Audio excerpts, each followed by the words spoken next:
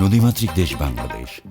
প্রায় ১৬ কোটি মানুষের এই দেশের মোট কর্মরত জনশক্তির ৪৫%-এরও বেশি মানুষ কৃষিখাতের সাথে জড়িত। এদেশের মোট চাষযোগ্য জমির ৭৪% জমিতে ধান চাষ করা হয়।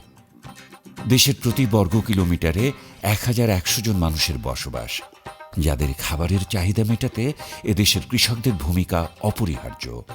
আধুনিক কৃষিতাত্ত্বিক জ্ঞানের অভাব, পোকামাকড়ের আক্রমণ ও সময়োপযোগী আবহাওয়া পূর্বাভাসের অভাব এই কৃষকদের ক্ষতিগ্রস্ত করছে।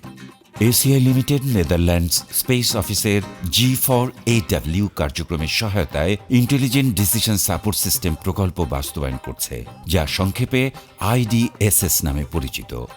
দেশের ক্ষুদ্র কৃষকদের কাছে জমি ভিত্তিক শস্যের উপযুক্ততা, বিজ্ঞানসম্মত চাষাবাদ পদ্ধতি, পোকামাকড় ও রোগের আক্রমণ বিষয়ক সতর্ক সংকেত এবং আবহাওয়ার পূর্বাভাস বিষয়ে সময়োপযোগী তথ্য সরবরাহ করা IDSS এর মূল লক্ষ্য।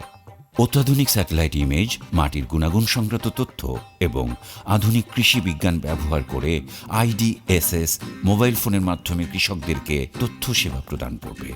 মোবাইল ফোন বর্তমানে কৃষিকাজের জন্য একটি গুরুত্বপূর্ণ উপাদানে পরিণত হয়েছে। দেশের গ্রামাঞ্চলে প্রতি 7টি মোবাইল ফোনের একটি স্মার্টফোন। নেদারল্যান্ডসের নেলেন অ্যান্ড শোরম্যান্স সার্ভিশন ও স্যাটেলিজেন্স IDSS প্রকল্পে কারিগরি সহায়তা প্রদান করছে। SNV প্রকল্প পরিবীক্ষণ ও মূল্যায়নে এবং বাংলাদেশ সরকারের কৃষি সম্প্রসারণ অধিদপ্তর কৃষকদের কাছে IDSS এর সেবা পৌঁছে দিতে সহায়তা করছে। দেশের 12টি জেলার 10 লক্ষ ক্ষুদ্র কৃষকের কাছে সেবা পৌঁছে দিতে IDSS কাজ করছে। কৃষিখাত সংক্রান্ত নির্ভরযোগ্য ও সময়োপযোগী তথ্য সরবরাহের মাধ্যমে IDSS এই খাতের অন্যান্য অংশীজনদের জন্যেও অর্থবহ ভূমিকা পালন করবে। IDSS এর তথ্য সেবা ব্যবহার করে কৃষকেরা তাদের উৎপাদনশীলতা 15% পর্যন্ত ও বার্ষিক আয় 20% পর্যন্ত বৃদ্ধি করতে সক্ষম হবেন এবং ফলন ক্ষতিগ্রস্ত হওয়ার পরিমাণ 35% পর্যন্ত হ্রাস করতে সক্ষম হবেন।